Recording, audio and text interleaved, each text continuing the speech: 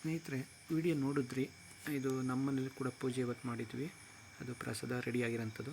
ಹಾಗೆ ಸಾಕಷ್ಟು ಭಕ್ತಾದಿಗಳು ಅವರವರ ಮನೆಯಲ್ಲಿ ಬೇರೆ ಬೇರೆ ಒಂದು ಪೊಂಗಲ್ ಇರ್ಬೋದು, ಮತ್ತು ಸ್ವೀಟ್ ಇರ್ಬೋದು, ಆ ಥರ ಎಲ್ಲ ಪ್ರಸಾದನ ರೆಡಿ ಮಾಡ್ಕೊಬಂದು ದೇವ್ರ ಹತ್ರ ಇಟ್ಟು ಪೂಜೆ ಆದ ನಂತರ ಎಲ್ಲ ಬಂದಿರೋಂಥ ಭಕ್ತಾದಿಗಳಿಗೆಲ್ಲ ಕೊಟ್ಟು ಸಕ್ಸಸ್ಫುಲ್ಲಾಗಿ ಪೂಜೆ ಇವತ್ತು 3ನೇ ದಿನದ ಪೂಜೆ ನಡೆದಿದೆ.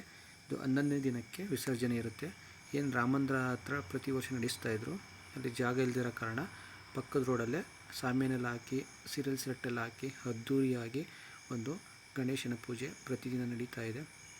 ಹಾಗೆ ವಿಘ್ನೇಶ್ವರ ಎಲ್ಲರೂ ಕೂಡ ಏನೇ ಒಂದು ಕಷ್ಟಗಳಿದ್ರೂ ಎಲ್ಲನೂ ನಿವಾರಣೆ ಮಾಡಿ ಎಲ್ಲ ವಿಘ್ನಗಳನ್ನು ಬಗೆಹರಿಸಿ ನಿಮ್ಮ ಮತ್ತು ನಿಮ್ಮ ಫ್ಯಾಮಿಲಿ ಎಲ್ಲರೂ ಕೂಡ, ಹಾಗೆ ನಮ್ಮ ಮತ್ತು ನಮ್ಮ ಫ್ಯಾಮಿಲಿ ಎಲ್ಲರೂ ಕೂಡ ಒಂದು ಆರೋಗ್ಯ, ಆಯುಸ್ಸು, ಅಭಿವೃದ್ಧಿ ಪ್ರತಿಯೊಂದು ಕೂಡ ಗೌರಿ ಗಣೇಶ ಕೊಡಲಿ ಅಂತ ನಾನು ಕೂಡ ಈ ಮುಖಾಂತರ ಕೇಳ್ಕೊತಾ ಇದ್ದೀನಿ. ಹಾಗಾಗಿ ಈ ಒಂದು ಗಣೇಶನ ನೋಡಿ ಖುಷಿಯಾಗಿದೆ ಅಂತ ಅಂದ್ಕೊಂಡಿದ್ದೀನಿ.